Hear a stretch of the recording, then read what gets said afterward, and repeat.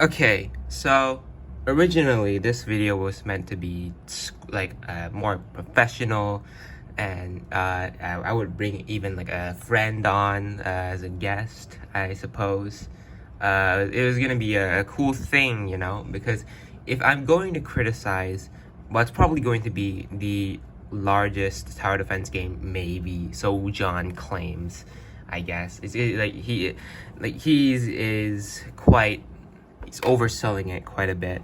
But yes, before I get into anything, I don't think TDX is going to be a bad game. I just think that it's not going to be anything special, and I'll go over why.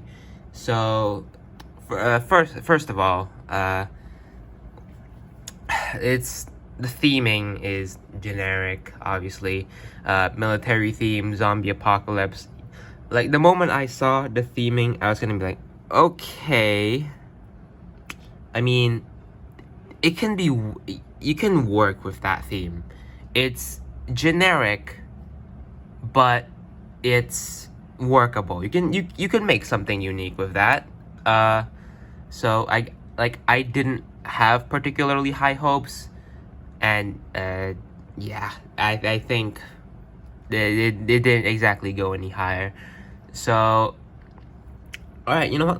Let's go over all the things that John could claim to be unique, or anyone could claim to be unique about this game, and go over why it's not.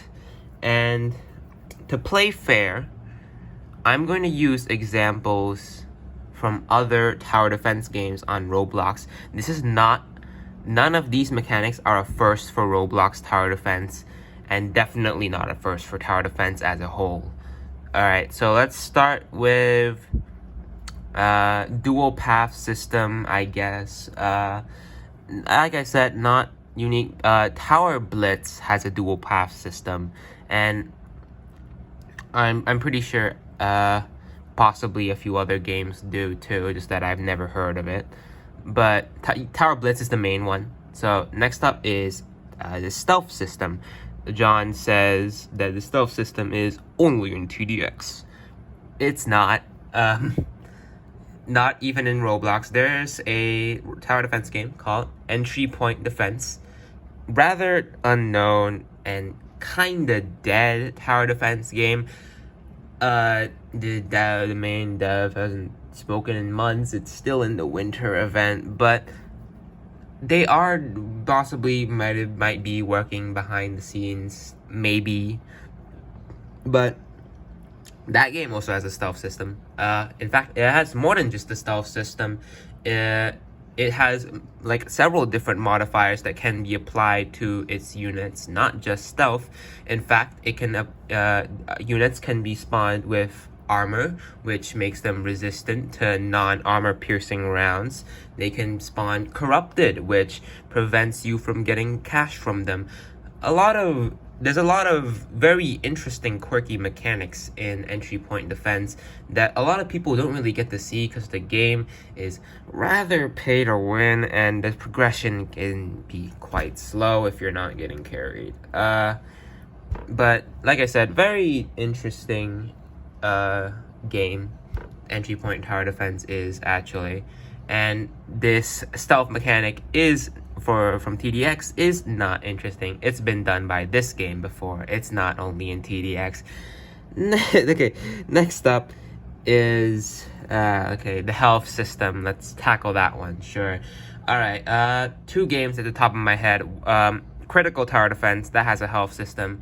In fact, I say it's more basic. Every tower has the same amount of health, but I'd say it's implemented better in that towers with lower health towers, when their health gets decreased, sell for less, and they get less attack speed when they are low on health, and they straight up die when they reach 0, just like in TDX. And the second one is World Tower Defense. Whoa, the game John trashed for no good reason.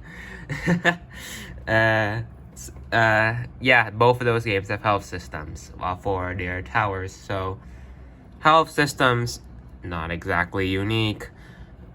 And the towers, sure, let's tackle those. The only, like, interesting tower that I see is the battleship, I guess, and the laser gunner to a degree. Laser gunner is, I guess, interesting because it's piercing tower, pierces defense, something, reveals stealth. What it's like? Okay, it's a bunch of interest. Does it reveal stuff? I don't remember. Whatever. A bunch of semi-interesting concepts smashed into one tower. It's sci-fi. It's cool, I guess.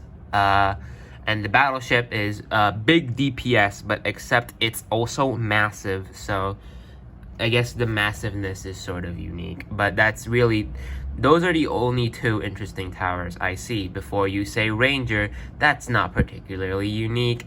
Yeah, it has a grenade throw ability, but I think that's kind of just their substitute for a Grenadier tower, like, unless you're gonna add one, obviously.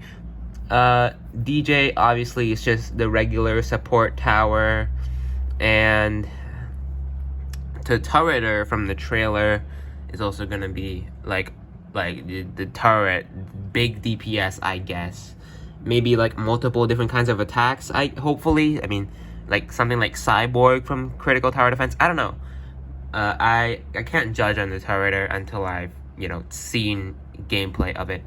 Now, there is one tower that I think could be quite unique. It's the John Tower. Now, I won't get into how, like, the ego John must have to add himself to a tower defense, to his tower defense game, but, the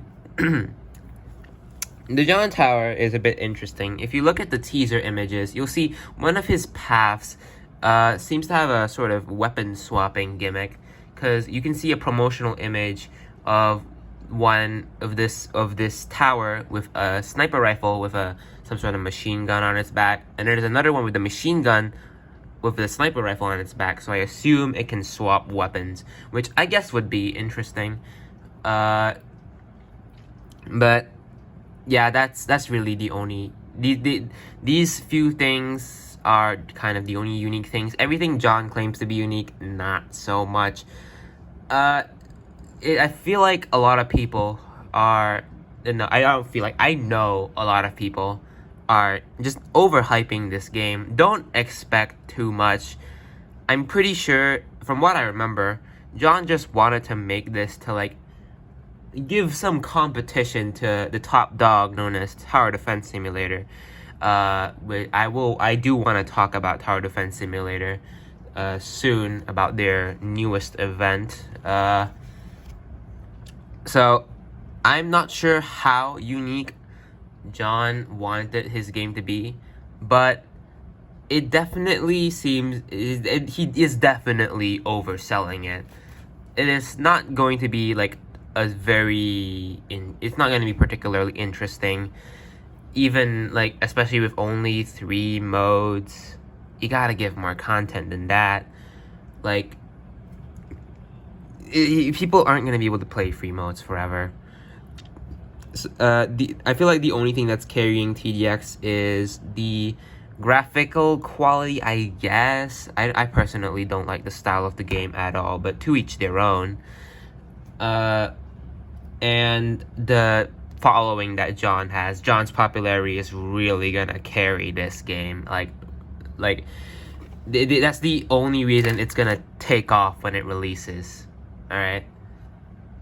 So yeah, that's just my thoughts regarding Tower Defense X. Like I said, I wanted to bring on a guest so they could talk about their thoughts as well, because I really enjoy talking to them. They're fun to talk to, and they're very interesting takes on tower defense as a whole.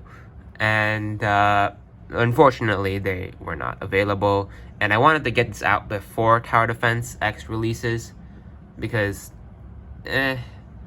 I want to, like, get this out there so that people can see, yep, these are my predictions. So anyways, I'm gonna be signing off now. This was MillX, And I hope to see you when Tower Defense X releases, and maybe we'll see together how disappointing it is, or maybe it meets expectations. Who knows? Anyways, see ya.